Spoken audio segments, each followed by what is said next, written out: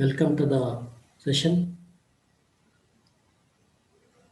Myself is Lokesh BM, Correspondent Lecturer, DSCG Government Polytechnic, Chikmagalur. Today, in this session, we are going to discuss the length of pipe, calculation of length of pipe, length of cable, and materials required for lighting circuit.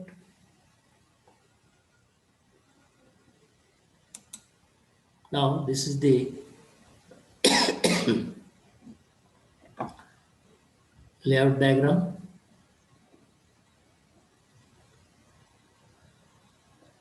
For the same layout, we have calculated estimated lighting as well as heating circuit in the concealed conduit system. In this session, we are going to estimate the same layout with the surface conduit system. So here you can see the wiring diagram. It is a surface conduit system of wiring. The difference is in the concealed conduit system, the pipes runs in a zigzag manner all over the area of the house from switchboard to switchboard and from switchboard to light or fan point. But here in the surface conduit system, because of the pipes are open to the we can see the pipes on the wall or on the roof, so that they should be fixed in a particular manner and it should not look awkward, so that the pipes should not run in a zigzag manner as in the case of concealed conduit system. ಈ diagram ಅಲ್ಲಿ ನೋಡ್ಬೋದು pipe run ಆಗಿರ್ತಕ್ಕಂಥದ್ದು. Just ಇದರಲ್ಲಿ horizontal line ಕಾಣಿಸ್ತಾ ಇದೆ, vertical line ಕಾಣಿಸ್ತಾ ಇದೆ ಈ ಥರದ್ದು. ಸೊ ಅದರ ಸೆಂಟ್ರಲ್ಲಿ ರೂಮ್ ಸೆಂಟ್ರಲ್ಲಿ ಹೀಗೆ ಕ್ರಾಸ್ ಮಾಡ್ಬೋದು ಅಥವಾ ಹೀಗೆ ಹಾರ್ಜೆಂಟಲ್ 90 ಡಿಗ್ರಿಯಲ್ಲಿ ಕ್ರಾಸ್ ಮಾಡ್ಬೋದು. ಸಿಕ್ಸಾಗ್ ಮ್ಯಾನರಲ್ಲಿ ಅಥವಾ ಇಲ್ಲಿಂದ ಡೈರೆಕ್ಟ್ ಈ ಸ್ವಿಚ್ ಬೋರ್ಡ್ಗೆ ಈ ಥರ ಹೋಗ್ತಕ್ಕಂಥದ್ದು ಇದರಲ್ಲಿ ಇರಲ್ಲ ಇದರಲ್ಲಿ. So that is the main difference between concealed and surface conduit system. So ನಾವಿಲ್ಲಿ ಲೈಟಿಂಗ್ ಸರ್ಕ್ಯೂಟ್ ಮಾತ್ರ ಕನ್ಸಿಡರ್ ಮಾಡೋಣ. ಹೀಟಿಂಗ್ ಸರ್ಕ್ಯೂಟ್ನ ಆಮೇಲೆ ಇನ್ನೊಂದು ಸೆಷನಲ್ಲಿ ಡಿಸ್ಕಸ್ ಮಾಡಿದ್ರೆ ಆಗುತ್ತೆ. So from the first the circuit runs from meter board to distribution board, meter board to distribution board, and from the distribution board it runs to different part of the house. So here we have only one sub circuit because the connected load is less. So we have only one sub circuit in the lighting. So the pipe runs from distribution board to SB1 lighting, SB1L. So it comes to SB1 in the hall, and this SB1 controls these two lights in the hall, fan point and a light at the entrance which is connected to the same switchboard. So when you want to go out of the house, you have to switch on the light. You can switch on the light, entrance light, and you can go out. Then when you come to house, just after entering, you can switch off this light with the help of SB1L. So SB1 ಇಂದ ನಮಗೆ ಎಂಟ್ರೆನ್ಸಲ್ಲಿ ಇರ್ತಕ್ಕಂಥ ಲೈಟಿಗೆ connect ಆಗುತ್ತೆ. ಅದರ ಜೊತೆಗೆ ಹಾಲಲ್ಲಿ ಇರ್ತಕ್ಕಂಥ 2 light point ಮತ್ತು fan point ಇವೆರಡನ್ನು ಸಹ, ಇವು 3 ಪಾಯಿಂಟನ್ನು ಸಹ ನಾವು ಇಲ್ಲಿಂದ ಕಂಟ್ರೋಲ್ ಮಾಡ್ಬೋದು. ಅದರ ಜೊತೆಗೆ ಇದರಲ್ಲಿ ಸಾಕೆಟ್ ಪಾಯಿಂಟ್ ಸಹ ಇದೆ. 5 ಆಮ್ಸ್ ವಾಲ್ ಪ್ಲಗ್ ಸಾಕೆಟ್ ಇದೆ, ಅದು ಸಹ ನಾವು ಇಲ್ಲಿ ಇದರಲ್ಲಿ ಸ್ವಿಚ್ ಇಟ್ಕೊಂಡ್ಬಿಟ್ಟು ಕಂಟ್ರೋಲ್ ಮಾಡ್ಬೋದು. ಸೊ ಇಲ್ಲಿಂದ ಪೈಪ್ ಈಗ ರನ್ ಆಗಿದ್ದು ಹಾಗೆ. ಇನ್ನು ಇಲ್ಲಿ SB2 ಎಲ್ಲಿಗೆ ಹೋಗುತ್ತೆ ಅಂದರೆ, ಇಲ್ಲಿ ಒಂದು ಸ್ವಿಚ್ ಬೋರ್ಡನ್ನ ಕನೆಕ್ಟ್ ಮಾಡಿದ್ದೀವಿ. ಇದನ್ನು ಬೇಕಂದರೆ ಟಿ ವಿ ಅಥವಾ ಇನ್ಯಾವುದೋ ಪರ್ಪಸ್ಗೆ ಈ ಸ್ವಿಚ್ ಬೋರ್ಡನ್ನು ಬಳಸ್ಕೋಬೋದು ನಾವು. ಅಲ್ಲೂ ಒಂದು ಸಾಕೆಟ್ ಪಾಯಿಂಟ್ ಇರುತ್ತೆ. ಅಲ್ಲಿಂದ ಇಟ್ ರನ್ಸ್ ಟು SB3L ಅಂದರೆ ಕಿಚನಲ್ಲಿರ್ತಕ್ಕಂಥ ಸ್ವಿಚ್ ಬೋರ್ಡ್ ಇದು ಈ ಫ್ಯಾನ್ ಪಾಯಿಂಟ್, ಎಕ್ಸಾಸ್ಟ್ ಫ್ಯಾನ್ ಮತ್ತು ಈ ಲೈಟ್ ಪಾಯಿಂಟ್, ಕಿಚನಲ್ಲಿರ್ತಕ್ಕಂಥ ಲೈಟ್ ಪಾಯಿಂಟನ್ನು ಕಂಟ್ರೋಲ್ ಮಾಡ್ತಾ ಇರುತ್ತೆ. ಹಾಗಾಗಿ ಇದರಲ್ಲಿ 2 ಸ್ವಿಚ್ಗಳಿದೆ SB3ನಲ್ಲಿ. ಹಾಗೆ ಈ ಪಾಯಿಂಟಲ್ಲಿ ಇಲ್ಲೊಂದು ಜಂಕ್ಷನ್ ಬಾಕ್ಸ್ ಪ್ರೊವೈಡ್ ಮಾಡಿಬಿಟ್ಟು, so phase and neutral tap ಮಾಡಿ, so it runs up to SB4L. ಇದು ಸ್ಟೋರ್ದು ಲೈಟ್ನ ಕಂಟ್ರೋಲ್ ಮಾಡುತ್ತೆ.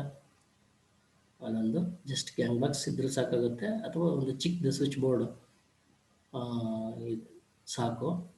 ಸೊ ಒಂದು ಸ್ವಿಚ್, ಅದು ಒಂದೇ ಒಂದು ಲೈಟ್ ಪಾಯಿಂಟ್ ಇದೆ ಸ್ಟೋರಲ್ಲಿ, ಹಾಗಾಗಿ ಒಂದೇ ಸ್ವಿಚ್ ಸಾಕಾಗುತ್ತೆ ಇದಕ್ಕೆ. ಸೊ ಬಾತ್ರೂಮಲ್ಲಿ ಒಂದು ಲೈಟ್ ಪಾಯಿಂಟ್ ಇದೆ, ಇದನ್ನು ನಾವು SB2Lನಲ್ಲಿಂದ ಕಂಟ್ರೋಲ್ ಮಾಡ್ಬೋದು. ಹಾಗಾಗಿ ಅದಕ್ಕೆ ಎಕ್ಸ್ಟ್ರಾ ಏನು ಪೈಪು ಅದೆಲ್ಲ ಬೇಕಿಲ್ಲ. Directly it is connected to this switch board.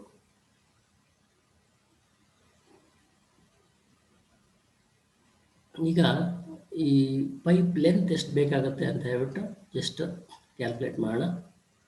ಇದರಲ್ಲಿ ಈಗ ಏರಿಯಾ ವೈಸ್ ಕ್ಯಾಲ್ಕುಲೇಟ್ ಮಾಡಬೇಕಾಗತ್ತೆ. ಫಸ್ಟು ಹಾಲಲ್ಲಿ ಲೈಟಿಂಗ್ ಸರ್ಕ್ಯೂಟಿಗೆ ಎಷ್ಟು ಬೇಕಾಗುತ್ತೆ ಲೆಂತ್ ಆಫ್ ಪೈಪು, ಹಾಗೆ ಕಿಚನಲ್ಲಿ ಎಷ್ಟು ಬೇಕಾಗುತ್ತೆ, ಹಾಗೆ ಸ್ಟೋರಲ್ಲಿ ಎಷ್ಟು ಬೇಕಾಗುತ್ತೆ, ಮತ್ತು ಬಾತ್ರೂಮಲ್ಲಿ ಎಷ್ಟು ಬೇಕಾಗುತ್ತೆ ಅಂತ ಹೇಳ್ಬಿಟ್ಟು ನಾವು ಕ್ಯಾಲ್ಕುಲೇಟ್ ಮಾಡಬೇಕು. ಇಲ್ಲಿ ಬಾತ್ರೂಮ್ ಮತ್ತು ಸ್ಟೋರಲ್ಲಿ ಏನಾಗುತ್ತೆ, on the way pipe run ಆಗ್ತಾ ಇರುವಾಗ ಟ್ಯಾಪ್ ಆಗಿದೆ, ಹಾಗಾಗಿ ಅಲ್ಲಿ ಎಕ್ಸ್ಟ್ರಾ ಪೈಪ್ ಬೇಕಿಲ್ಲ. ನೀವೇನಾದರೂ ಈ ಲೈಟ್ ಪಾಯಿಂಟನ್ನು ಸೆಂಟ್ರಲ್ ಫಿಕ್ಸ್ ಮಾಡಿದರೆ ಆವಾಗ ಈ ಕೇಬಲ್ ರನ್ ಆಗುತ್ತೆ. ಸೊ ಪೈಪನ್ನು ನಾವು ತಗೋಬೇಕಾಗತ್ತೆ. ಸೊ ಆ್ಯಸ್ ಇಟ್ ಈಸ್ ನಮಗೆ ಇಲ್ಲಿ ಪೈಪ್ಗಳು ಬೇಕಿಲ್ಲ ಬಾತ್ರೂಮ್ ಮತ್ತು ಕಿಚನ್, ಹಾಗಾಗಿ ನಾನು ಇಲ್ಲಿ ಖಾಲಿ ಬಿಟ್ಟಿದ್ದೇನೆ. ಸೊ ನಾವು ನೋಡಿ, ಇಲ್ಲಿ ಲೆಂತ್ ಆಫ್ ಪೈಪ್ ಕ್ಯಾಲ್ಕುಲೇಟ್ ಮಾಡಲಿಕ್ಕೆ ಪ್ಲೇಸ್ ಈ ಟ್ಯಾಬ್ಲರ್ ಕಾಲಮಿಗೆ place, horizontal run, vertical run, ಆಮೇಲೆ ಟೋಟಲ್ ಲೆಂತ್. ಸೊ ಪ್ಲೇಸ್ ಕಾಲಮಲ್ಲಿ ನಮಗೆ ಹಾಲ್, ಕಿಚನ್, ಸ್ಟೋರ್, ಬಾತ್, ಹೀಗೆ ಆ ಮನೆಯಲ್ಲಿ ಯಾವ್ಯಾವ ಏರಿಯಾ ಇದೆಯೋ ಅದನ್ನೆಲ್ಲ ಬರ್ಕೋಬೇಕಾಗತ್ತೆ. ದೆನ್ ಹಾಲ್ನಲ್ಲಿ ಇವಾಗ ಹಾರಿಜಾಂಟಲ್ ರನ್ ಎಷ್ಟಿದೆ ಅಂತ ಹೇಳ್ಬಿಟ್ಟು ನಾವು ನೋಡಬೇಕಾಗತ್ತೆ. ಹಾಲ್ನಲ್ಲಿ ಹಾರಿಜಾಂಟಲ್ ರನ್ ಇದು 1.5 ಮೀಟರ್ ನೋಡಿ, 1.5 ಮೀಟರ್, 4 ಮೀಟರ್, 2 ಮೀಟರ್, 2 ಮೀಟರ್ ಇದೆ. ಸೊ ಇದನ್ನು ಜಸ್ಟ್ ಚೆಕ್ ಮಾಡೋಣ 1.5 ಮೀಟರ್ ಎಲ್ಲಿ ಬರುತ್ತೆ ಅಂತ ಹೇಳ್ಬಿಟ್ಟು. ನೋಡಿ, ಡಿಸ್ಟ್ರಿಬ್ಯೂಷನ್ ಬೋರ್ಡಿಂದ ಇದು ಇಲ್ಲಿಂದ ಇಲ್ಲಿ ತನಕ ಇಟ್ ಈಸ್ ನೋಡಿ, ಟೋಟಲ್ ಸೆಂಟರ್ ಪಾಯಿಂಟಿಂದ ವಾಲ್ಗೆ 2 ಮೀಟರ್ ಇದೆ. ಹಾಗಾಗಿ ಒಂದು 1/2 ಮೀಟರ್ ಈ ಕಡೆ ಇದೆ ಅಂತ ಅಂದ್ಕೊಂಡ್ರೆ distribution board, from distribution board to door point, so it may be 1.5 metre. So ಹಾಗಾಗಿ ನಾವಿಲ್ಲಿ 1.5 ಮೀಟರ್ ಬರೆದಿದ್ದೀವಿ. ಆ್ಯಂಡ್ ದೆನ್ 4 ಮೀಟರ್ ಇದೆ ನೋಡಿ, ಇಲ್ಲಿಂದ ಇಲ್ಲಿ ತನಕ ಇದು 4 ಮೀಟರ್, ಅದನ್ನು ಬರ್ತಿದ್ದೇವೆ. ನೆಕ್ಸ್ಟು 2 ಮೀಟರ್ ಇದೆ, ಅಂದರೆ ಈ ಲೈಟ್ ಪಾಯಿಂಟಿಂದ ಈ ಲೈಟ್ ಪಾಯಿಂಟಿಗೆ 2 ಮೀಟರ್ ಆಗುತ್ತೆ. ಸೊ ಅದಾಯ್ತು. ನೆಕ್ಸ್ಟ್ ಇನ್ನೊಂದು ನಂಬರ್ ಇದೆ ಇಲ್ಲಿ 2 ಮೀಟರ್. ಸೊ ಇದು ನೋಡಿ, ದಿಸ್ ಪಾಯಿಂಟ್, ಇಲ್ಲೊಂದು ಲೈಟಿಂಗ್ ಸರ್ಕ್ಯೂಟ್ ರನ್ ಆಗ್ತಾ ಇದೆ, ಹಾಗಾಗಿ ಈ ಪಾಯಿಂಟಿಂದ ಈ ಪಾಯಿಂಟಿಗೆ 2 ಮೀಟರ್. ಸೊ ಟೋಟಲ್ ಇದು 1.5 + 4 + 2 + 2. ಇದು ಹಾಲಲ್ಲಿ ಇರ್ತಕ್ಕಂಥ ಹಾರಿಜಾಂಟಲ್ ರನ್. ಹಾರಿಜಾಂಟಲ್ ರನ್ ಅಂದರೆ ನಮಗೆ ಪ್ಲ್ಯಾನಲ್ಲಿ ಏನು ಕಾಣಿಸ್ತಾ ಇದೆಯೋ ಅದು ಹಾರಿಜಾಂಟಲ್ ರನ್. ಈಗ ವರ್ಟಿಕಲ್ ರನ್ ನೋಡೋಣ. ವರ್ಟಿಕಲ್ ರನ್ ಇದು 0.5 meter at dB. Now dB is at a height of 2 meter. So ಹಾಗಾಗಿ ಡಿ ಬಿಯಿಂದ ಮೇಲೆ 1.5 ಮೀಟರ್ ಮೇಲೆ ಹೋಗುತ್ತೆ. ವರ್ಟಿಕಲ್ ರನ್ ಇರುತ್ತೆ ಇಲ್ಲಿ. ಸೊ ಅದು ನಮಗೆ ಕಾಣಿಸಲ್ಲ, ಇಮ್ಯಾಜಿನ್ ಮಾಡ್ಕೋಬೇಕು. 0.5 metre at D B. Next ಇಲ್ಲಿಂದ horizontal run just 0.5 metre below the ceiling. ಇದು ಪೈಪ್ ರನ್ ಆಗುತ್ತೆ ಇಲ್ಲಿಂದ ಇಲ್ಲಿ ತನಕ ಗೋಡೆನಲ್ಲಿ. ಸೊ ರನ್ ಆಗುವಾಗ ಅಲ್ಲಿಂದ ಕೆಳಗಡೆ ಸ್ವಿಚ್ ಬೋರ್ಡಿಗೆ ಹೋಗಬೇಕು. Switch board is at a height of 1.5 meter and this horizontal run is at 2.5 meter height. So difference is 1 meter. So 1 meter down hoಗುತ್ತೆ SB1 ಗೆ. So 1 meter at SB1 and then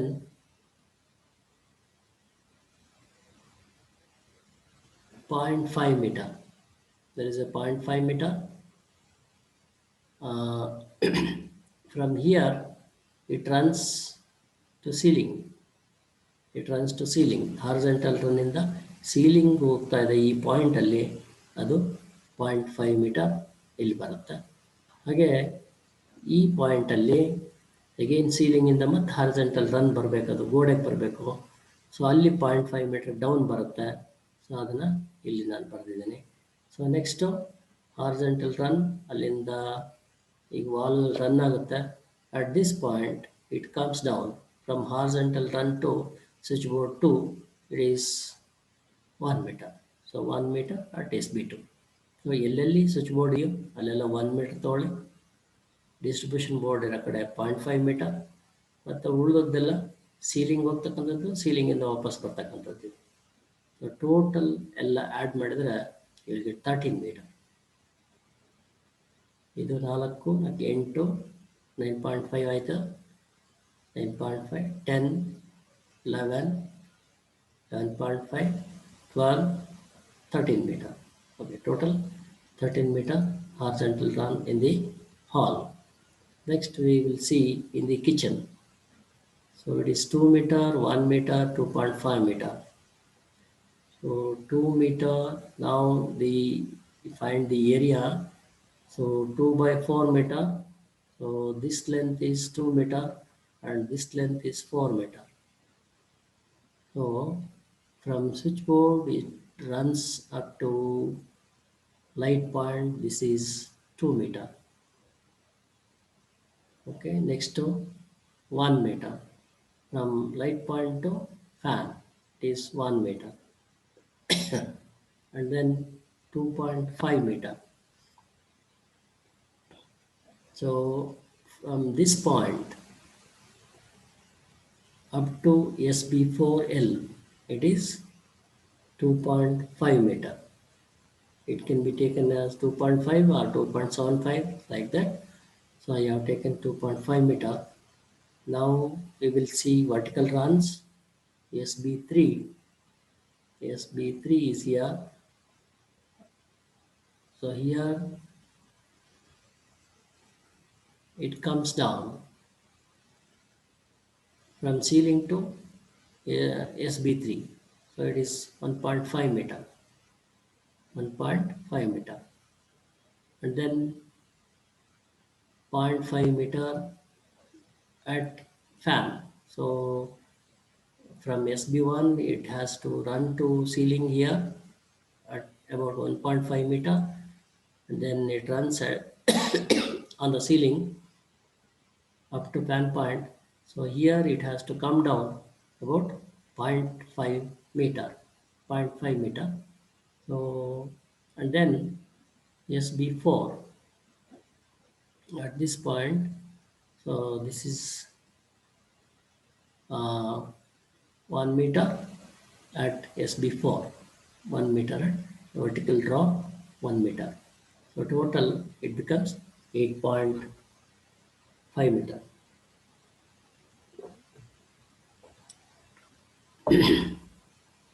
8.5 meter total. When you add these two, 13 meter pipe is required in the hall and 8.5 meter in the kitchen, and we don't need any pipe in the store and bath. Now when you add 13 and 8.5, we get 21.5 meter, then allowing 10% extra for cutting and joints and for wall crossing. See, when you uh, whenever the pipe ends, we have to join one more pipe. Otherwise, we have to cut the pipe for short lengths and we have to join that. And for wall crossing, so many wall crossings are there.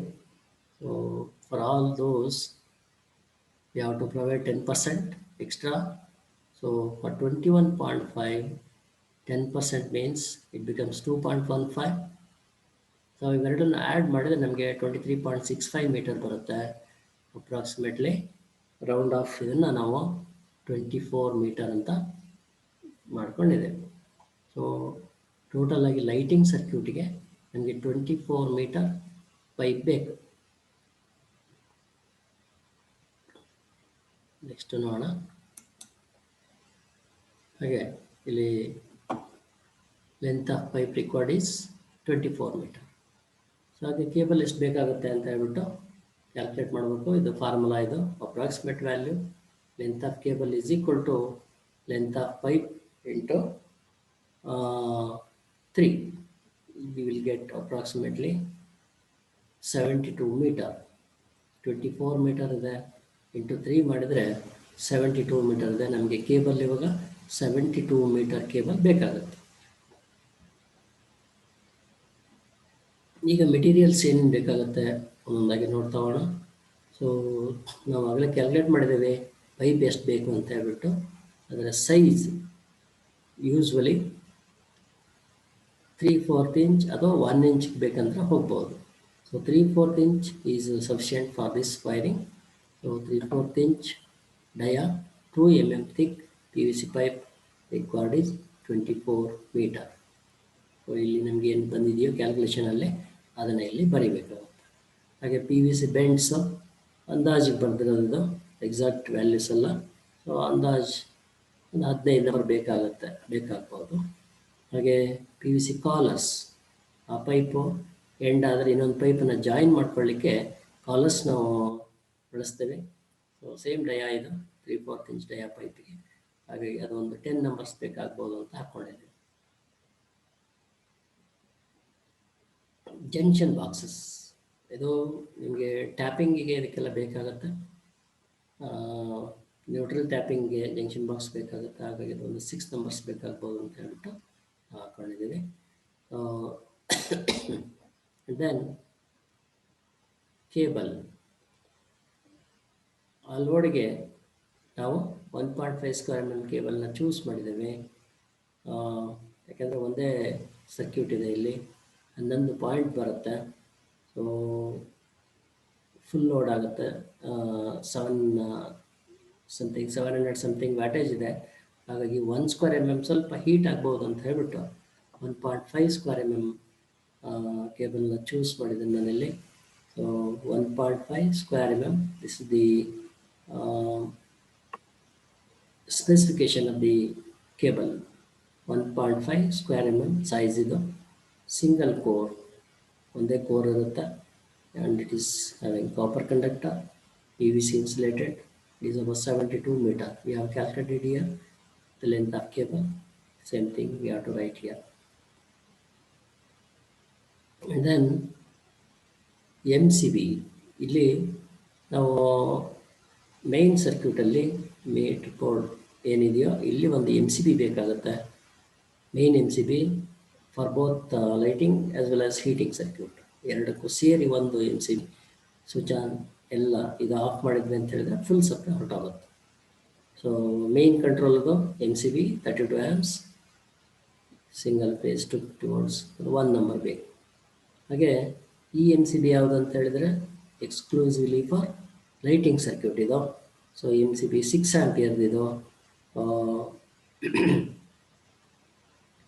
6 ಆಂಪಿಯರ್ದು single phase 250 volts, 1 number. ಬೇಕಾಗುತ್ತೆ ಇದು. This is for lighting circuit control. ಇದು main MCB. It controls both lighting as well as heating circuit. Next ಒಂದು metre ಬೋರ್ಡಲ್ಲಿ fuse cutout ಬೇಕು. ಅದು ಸಹ 32 amps 50 volts flush type ಪೋರ್ಸಿಲಿನ್ fuse unit 1 number. ಇದಿಷ್ಟು materials lighting ಸರ್ಕ್ಯೂಟಲ್ಲಿ ಇರ್ತಕ್ಕಂಥದ್ದು. ಇನ್ನೂ ಒಂದು ಎಷ್ಟು ಮೆಟೀರಿಯಲ್ಸ್ ಇದಾವೆ.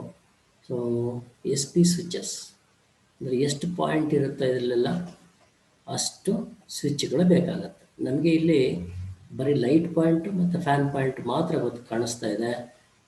ಅದ್ರ ಜೊತೆಗೆ ಈ ಸ್ವಿಚ್ ಬೋರ್ಡ್ಗಳಲ್ಲಿರ್ತಕ್ಕಂಥ ಸಾಕೆಟ್ ಪಾಯಿಂಟ್ ಅವನ್ನು ಸೇರಿಸ್ಕೊಂಡ್ರೆ ನಮಗೆ ಎಷ್ಟು ಸ್ವಿಚ್ ಬೇಕಾಗುತ್ತೆ ಗೊತ್ತಾಗುತ್ತೆ. ಟೋಟಲ್ 11 ಪಾಯಿಂಟ್ಸ್ ಇದೆ, ಹಾಗಾಗಿ 11 ಸ್ವಿಚಸ್ ಬೇಕು. ಅದ್ರದ್ದು ಸ್ಪೆಸಿಫಿಕೇಶನ್ ನೋಡಿ, 5 ಆಂಪಿಯರ್ 250 volts. ಇದು ಫ್ಲಶ್ ಟೈಪ್ ಇದೆ. ನೆಕ್ಸ್ಟು ಸೀಲಿಂಗ್ ರೋಸ್ ಅಂದರೆ ಇದರಲ್ಲಿ 2 ಪ್ಲೇಟ್ 3 ಪ್ಲೇಟ್ ಹೀಗೆಲ್ಲ ಸಿಗುತ್ತೆ. ಎಂಡ್ ಪಾಯಿಂಟ್ ಆದರೆ 2 ಪ್ಲೇಟ್ ಯೂಸ್ ಮಾಡ್ತೇವೆ, ಅಥವಾ ಅಲ್ಲಿಂದ ಮತ್ತೆ ಬೇರೆ ಪಾಯಿಂಟಿಗೆ ಟ್ಯಾಪ್ ಮಾಡಬೇಕಾಗಿತ್ತು ಅಂತ ಹೇಳಿದರೆ ಆವಾಗ 3 ಪ್ಲೇಟ್ ಯೂಸ್ ಮಾಡ್ತೇವೆ. ಇಲ್ಲಿ ಅಸಾರ್ಟೆಡ್ ಇದು, ಯಾವುದು ಅಂತ ಪರ್ಟಿಕ್ಯುಲರಾಗಿ ಹೇಳಿಲ್ಲ. ಹಾಗಾಗಿ ಟೋಟಲ್ ಸೀಲಿಂಗ್ ರೋಸಸ್ ಅಂದರೆ ಸೀಲಿಂಗಲ್ಲಿ ಯೂಸ್ ಮಾಡ್ತಕ್ಕಂಥದ್ದು ಅಂತ ಅರ್ಥ ಇದು. ಅಂದರೆ ಫ್ಯಾನ್ಗಳಿಗೆ ಬೇಕಾಗುತ್ತೆ. ಆ್ಯಂಡ್ ದೆನ್ ಸೀಲಿಂಗಲ್ಲಿ ಫಿಕ್ಸ್ ಆಗಿರ್ತಕ್ಕಂಥ ಲೈಟ್ ಪಾಯಿಂಟ್ಸಿಗೆ ಇದು ಬೇಕಾಗುತ್ತೆ. ಸೊ ಟೋಟಲ್ ನೋಡಿ, ಈ ನೋಡಿ ಇಲ್ಲಿ ಹಾಲಲ್ಲಿ 3 ಪಾಯಿಂಟ್ ಇದೆ. ಫ್ಯಾನ್ಗೆ ಬೇಕು, ಇವೆರಡು ಲೈಟ್ ಪಾಯಿಂಟ್ಗೆ ಸೀಲಿಂಗ್ ರೋಸ್ ಬೇಕಾಗುತ್ತೆ. ಆ್ಯಂಡ್ ದೆನ್ ಇಲ್ಲೊಂದು ಸೀಲಿಂಗ್ ರೋಸ್ ಬೇಕು ಈ ಲೈಟ್ಗೆ, ಕಿಚನಲ್ಲಿರ್ತಕ್ಕಂಥದ್ದು.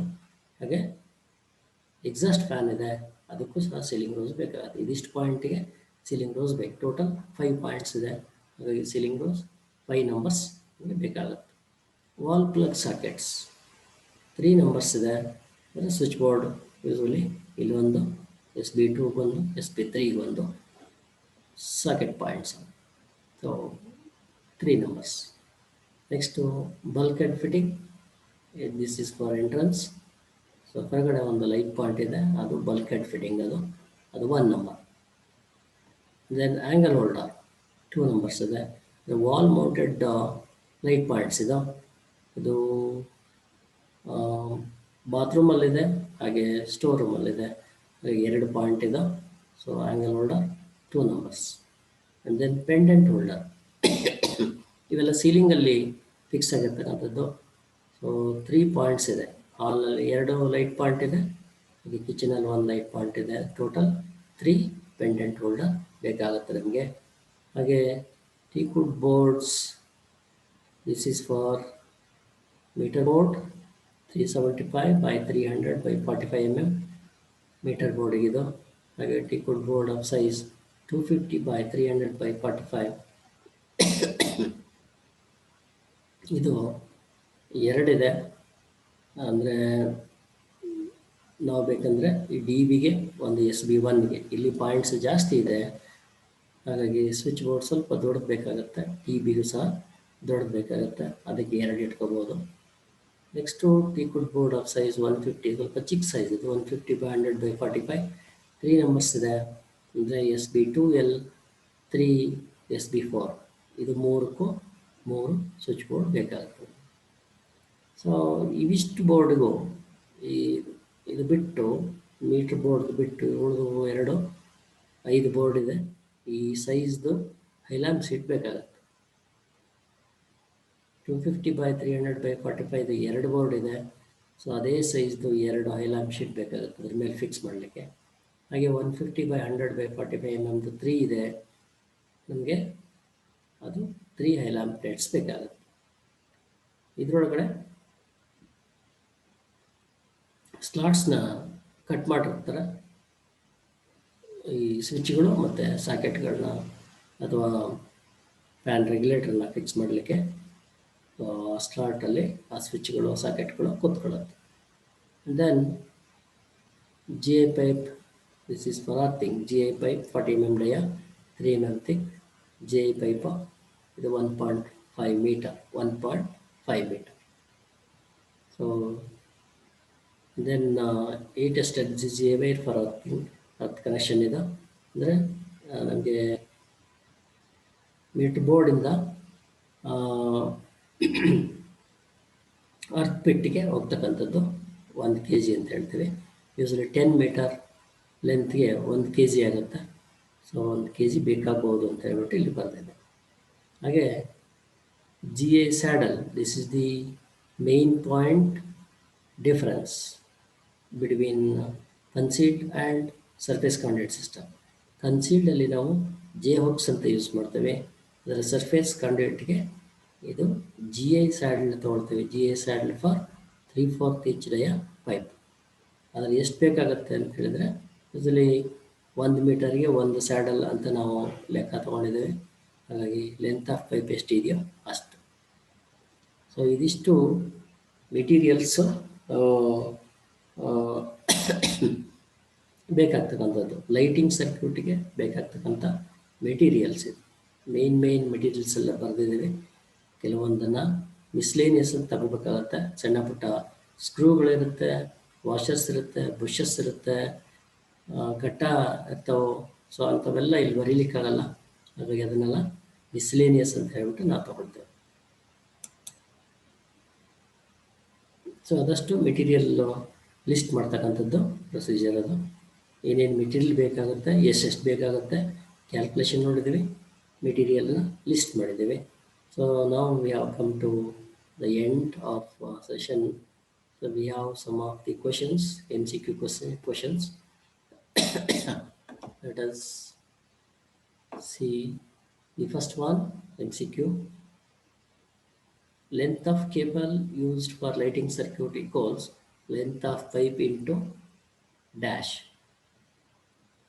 ಅಂದರೆ ಕೇಬಲ್ಲು ಪೈಪ್ ಲೆಂತ್ ಗೊತ್ತಿದೆ, ಆವಾಗ ಕೇಬಲ್ನ ಲೆಂತ್ ಕ್ಯಾಲ್ಕುಲೇಟ್ ಮಾಡೋದು ಹೇಗೆ ಅನ್ನೋದಕ್ಕೆ ಒಂದು ಫಾರ್ಮುಲಾ ಇದೆ. ಅಪ್ರಾಕ್ಸಿಮೇಟ್ ವ್ಯಾಲ್ಯೂ ಬರುತ್ತೆ. ಅದು ಎಷ್ಟು ಟೈಮ್ಸ್ ಇರುತ್ತೆ? 1 time, 2 times, 3 times, 4 times.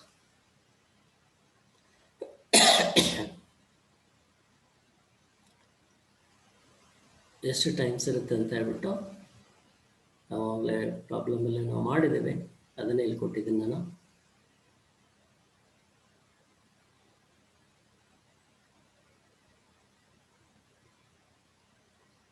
Answer is, it is 3 times.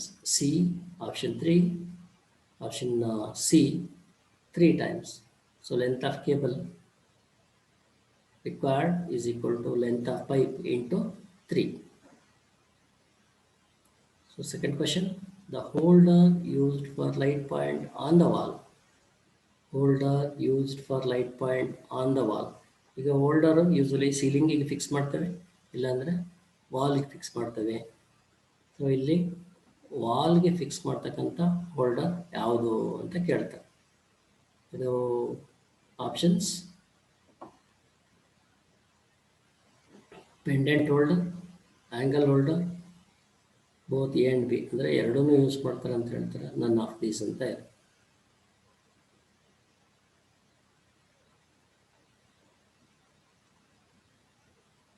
So usually ವಾಲ್ನಲ್ಲಿ ಫಿಟ್ ಮಾಡ್ತಕ್ಕಂಥದ್ದು angle holder. Option B, angle holder. Next third question, the type of wiring depends on. ನಾವು selection of wiring ಅಂತ ಹೇಳ್ಬಿಟ್ಟು factors to select the type of wiring ಅಂತ ಹೇಳ್ಬಿಟ್ಟು starting ಕ್ಲಾಸಲ್ಲಿ discuss ಮಾಡಿದ್ವಿ. So ಅದ್ರ ಮೇಲೆ ಇಲ್ಲೊಂದು ಕ್ವಶನ್ ಇದೆ. Options: depends on location and consumers budget. Second option B, durability and cost. Option C, safety and appearance.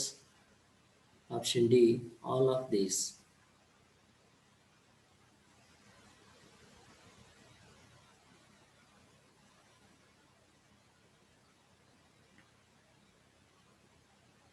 Now the answer is all of these. ಇವೆಲ್ಲ points depend ಆಗುತ್ತೆ.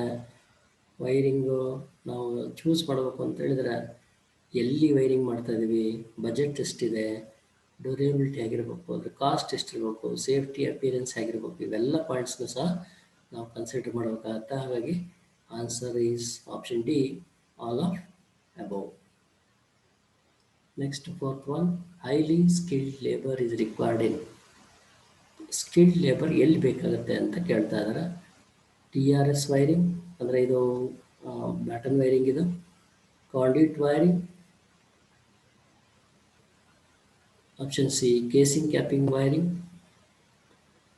Option D both conduit and casing capping wiring. So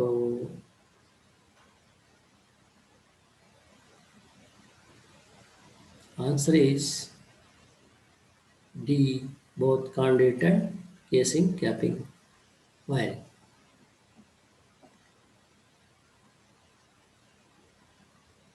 Sorry, skilled labor is required for option B, conduit wiring.